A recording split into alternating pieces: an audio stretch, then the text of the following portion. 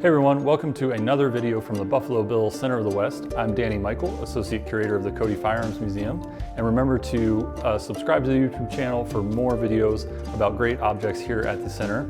Today we have a really unusual gun, one that you probably haven't heard of, even if you're a pretty big firearms enthusiast.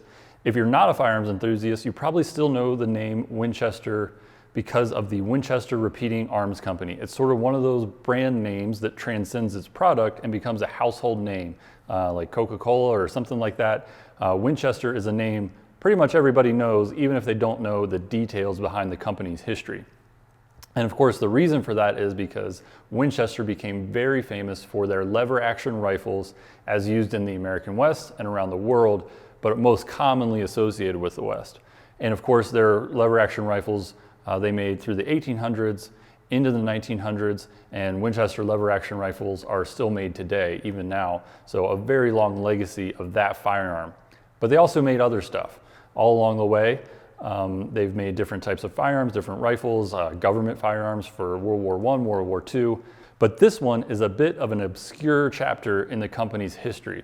It is a revolver. Winchester is absolutely not known for their handguns. And this revolver was made in the mid-1870s. And it seems to us now, looking back, there's not a lot of evidence left on just why they did it. We have some company historians from the early 20th century that wrote down why they thought the company did it, but not a lot of the primary sources survive about these guns, other than the guns themselves have survived down through the ages.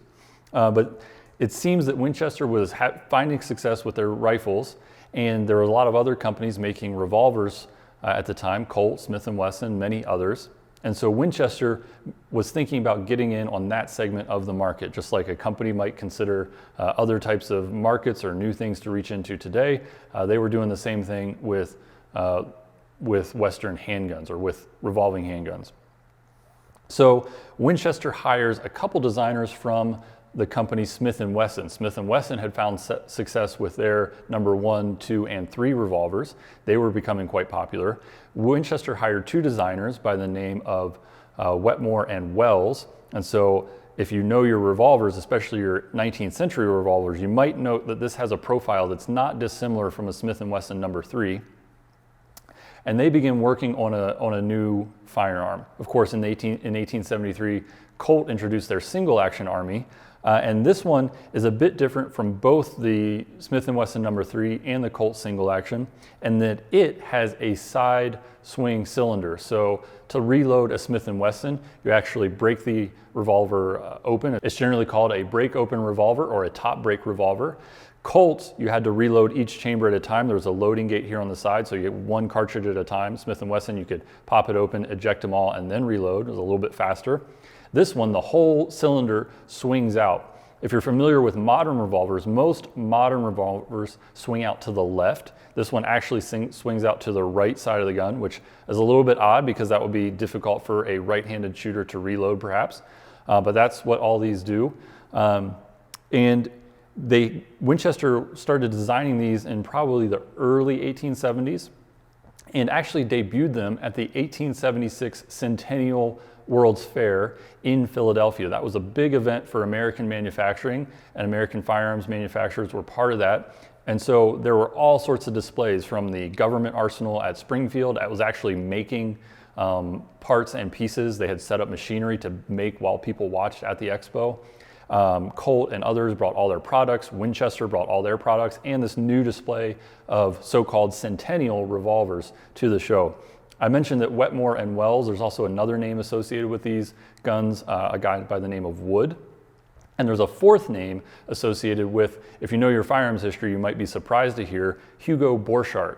Borchardt would go on to fame to design a semi-automatic handgun that influenced the Mauser C96. So if you know of the C93 Borchardt pistol, that's where you probably know Hugo Borchardt from. But he actually worked at Winchester for a short period and a couple other companies, including the Singer Sewing Machine Company, helping them design products. And while he was at Winchester, it's believed he worked on these guns as well. So Winchester displayed these guns at the Centennial World's Fair. They are pretty far along in the development process, it seems like. There are only prototypes of these that exist though. We have 7 of the guns in our collection. It's believed that there are 11 total in existence, maybe 12, maybe a couple others we don't know about, but not many more than that. These guns never entered production, despite the design being pretty far advanced. There's several iterations where they made changes to the design. They had blueprints for the design. So they were getting pretty far along, but for whatever reason did not enter these into production. And then just a few years after that this idea got shelved, Colt would introduce its Colt Burgess lever action rifle. So Colt, who had been famous for their revolving handguns, they enter the lever action rifle market, almost like Winchester had thought to enter the revolver market.